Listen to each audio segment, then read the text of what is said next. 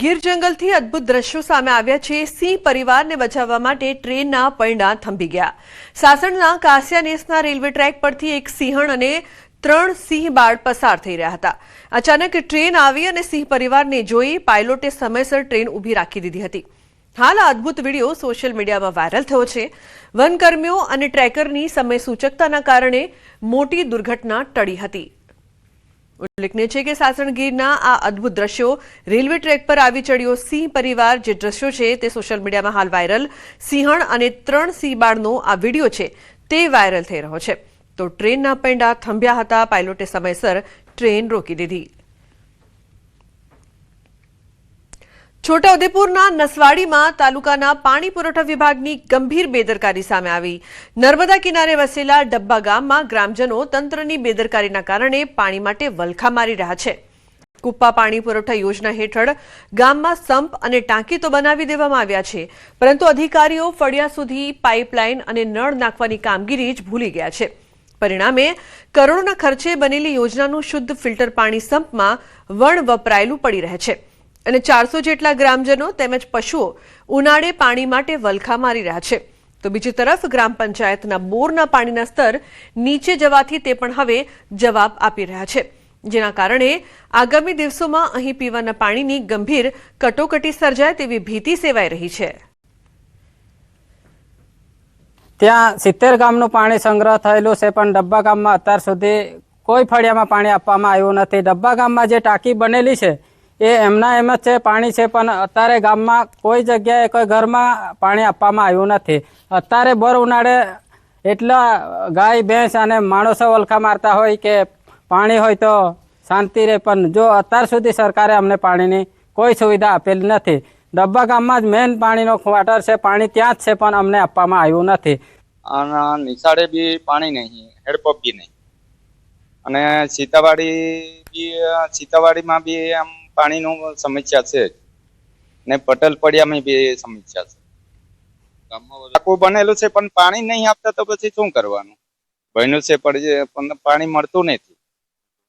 દૂર છૂટા છે, એ જ્યાં પાણી મળે તો આપીએ।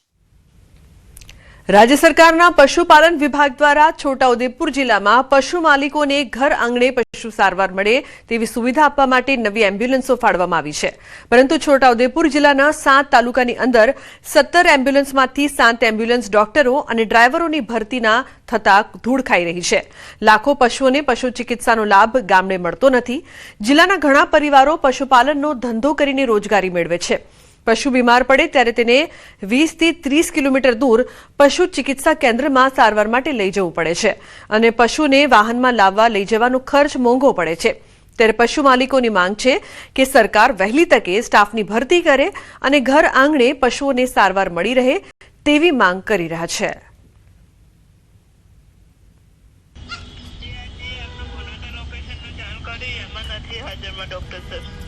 हमारे बकरो बीमार है तो सरकारे जाहिर करेल नंबर 11962 पर अमे कॉल कर्यो घरे रहीने, तो त्यां अमने जाणवा मळ्युं के अमारा गाममां कोई आवी कोई सुविधा छे नहीं। तो पछी मैं कीधुं नजीकमां कोई सुविधा चालू होय तो एम्ब्युलन्स होय तो अमने वात करो।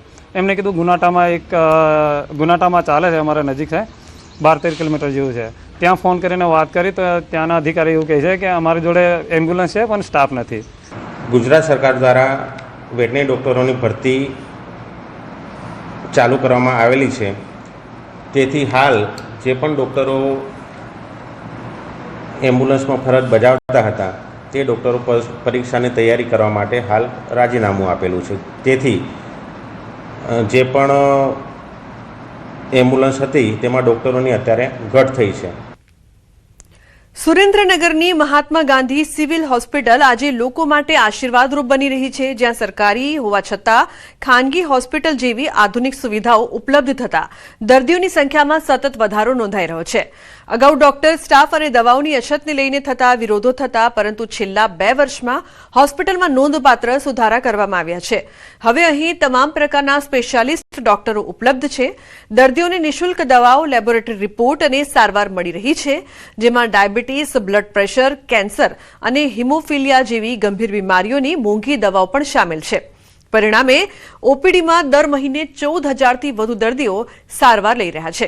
જ્યારે ડિલિવરીના કેસોમાં નોંધપાત્ર વધારો થઈ સરેરાશ 200 ડિલિવરી થઈ રહી છે, જેમાં 80% નોર્મલ છે.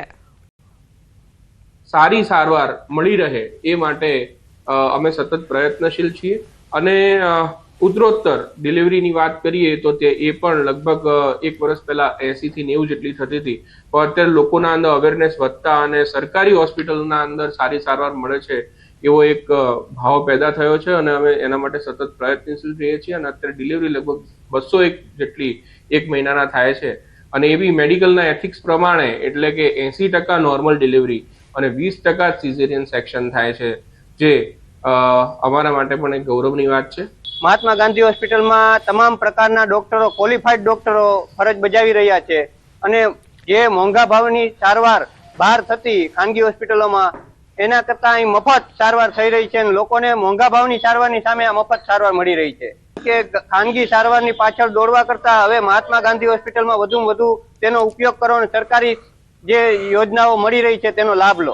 જેવી રીતે પ્રાઇવેટ હોસ્પિટલમાં સાફ સફાઈ રાખે છે, બેડ રોજે રોજ બદલવાની, ગ્રાહકને દર્દીઓને એક દર્દીઓને જુદી જુદી ટ્રીટમેન્ટ આપવાવાળા બધા ડોક્ટરો આવી ગયા છે અને સુરેન્દ્રનગર શહેરની અંદર અત્યારે હાઈ લેવલનું ગણવું હોય તો ગણી શકાય એવી પરિસ્થિતિ છે. પૈસા નથી લેતા, ફ્રીમાં છે બધું. 2 લાખનું ઇન્જેક્શન ફ્રીમાં આપે તો નાની દવા તો ફ્રીમાં જ આપવાના છે. અમદાવાદમાં મુખ્યમંત્રી ભૂપેન્દ્ર પટેલની ઉપસ્થિતિમાં આશરે 1095 કરોડ રૂપિયાના વિવિધ વિકાસ કાર્યોનું લોકાર્પણ અને ખાતમુહૂર્ત થયું. જીએમડીસી મેદાનમાં કાર્યક્રમનું આયોજન કરવામાં આવ્યું, જ્યાં મુખ્યમંત્રી દ્વારા સત્તાધાર ફ્લાયઓવર બ્રિજ અને ઓગણજ ગામના તળાવનું લોકાર્પણ કરવામાં આવ્યું છે, જ્યારે ઓગણજ અને ખોડિયાર વિસ્તારમાં નવા તળાવોના ખાતમુહૂર્ત પણ થયા. સાથે જ નરોડા પાટિયા ખાતે નવા ઓડિટોરિયમના નિર્માણનું ખાતમુહૂર્ત કરવામાં આવ્યું. તો સાથે આ કાર્યક્રમમાં હજારો લાભાર્થીઓ માટે આવાસનો ડ્રો યોજાયો.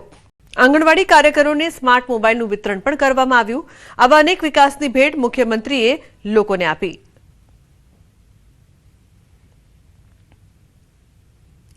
ડાંગ જિલ્લામાં ઉનાઈ સ્થિત પવિત્ર ઉષ્ણ અંબે મંદિરે એક મહત્વપૂર્ણ ઘર વાપસી કાર્યક્રમ યોજાયો, જેમાં 100થી વધુ આદિવાસી યુગલોએ શાસ્ત્રોક્ત વિધિ દ્વારા ફરી હિન્દુ ધર્મ અંગીકાર કર્યો. અગ્નિવીર હિન્દુ સંગઠન દ્વારા આયોજિત આ કાર્યક્રમમાં પવિત્ર સ્નાન, પૂજા અને શુદ્ધિકરણ વિધિથી તેમને ફરી સ્વાગત કરવામાં આવ્યા. સંગઠન મુજબ તમામ લોકોએ પોતાની સ્વેચ્છાએ મૂળ સંસ્કૃતિ સાથે જોડાવાનો નિર્ણય લીધો છે. રાજ્યમાં સમાન નાગરિક સંહિતા અને ધર્મ પરિવર્તન મુદ્દે ચાલી રહેલી ચર્ચાઓ વચ્ચે આ ઘટના ચર્ચાનું કેન્દ્ર બની છે.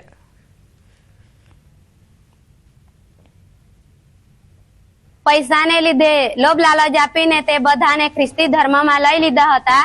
ખ્રિસ્તી ધર્મ છોડીને હિન્દુ ધર્મમાં હવે આ હનુમાન દાદાનો પ્રસ્થાન લેવાના છે, બધા માતાજીનો હવે હિન્દુ ધર્મ લેવાના છે. આ ગરમ પાણીમાં નાહી ને બધા પવિત્ર થઈ ને હવે હિન્દુ ધર્મમાં જવાના છે. ખ્રિસ્તી ધર્મમાં લઈ ગયેલા પછી અમે પાછા હિન્દુ ધર્મમાં આવ્યા. હિન્દુ ધર્મમાં સનાતન ધર્મ છે અમારો, વાઘદેવ નાગદેવ પૂંજે અમે. આજે કાવડેજ ગામમાં શ્રદ્ધા મંદિર અંદર 100 પરિવારની ઘર વાપસી થયેલી. એ ડાંગ વિસ્તારના અલગ અલગ ગ્રામીણ વિસ્તારના અમારા આદિવાસી ભાઈઓ હતા, જે કોઈ ભૂલને કારણે પોતાની સંસ્કૃતિ છોડીને અન્ય ધર્મે જઈને પોતાની સંસ્કૃતિ નુકસાન થતું હતું. જ્યારે અગ્નિવીર હિન્દુ સંગઠન દ્વારા ગ્રામીણ વિસ્તારમાં ભજન કીર્તનનું આયોજન કરીને લોકોને જાગૃત અભિયાન ચલાવેલું. આ અભિયાનથી પ્રભાવિત થઈને આજે 100 પરિવાર ઘર વાપસી કરી રહ્યા છે. એમાં અમને દિલથી સ્વાગત કરીએ છીએ. આવી રહ્યા છે વધુ 2 એલપીજી જહાજ. એલપીજી લઈને હોર્મુઝ સ્ટ્રેટમાંથી પસાર થયા ભારતના 2 જહાજમાં અંદાજે 47,000 મેટ્રિક ટન એલપીજી છે. તો જહાજમાં અંદાજે 47,000 મેટ્રિક ટન એલપીજી છે, જે ખૂબ જ સારા સમાચાર. બંને જહાજ હાલ ભારત તરફ આગળ વધી રહ્યા છે. 31 માર્ચે મુંબઈ બંદરે પહોંચવાનું અનુમાન છે, તો 1 એપ્રિલે ન્યૂ મેંગલોર બંદરે પહોંચવાનું અનુમાન છે. ઉલ્લેખનીય છે કે BMELM 1 એપ્રિલે ન્યૂ મેંગલોર બંદરે પહોંચશે. ભારત માટે સારા સમાચાર. આવી રહ્યા છે વધુ 2 એલપીજી જહાજ, જેના કારણે કહી શકાય કે જે ચિંતાનો માહોલ છે તે ઓછો થશે, કારણ કે એલપીજી ગેસનો જથ્થો છે તે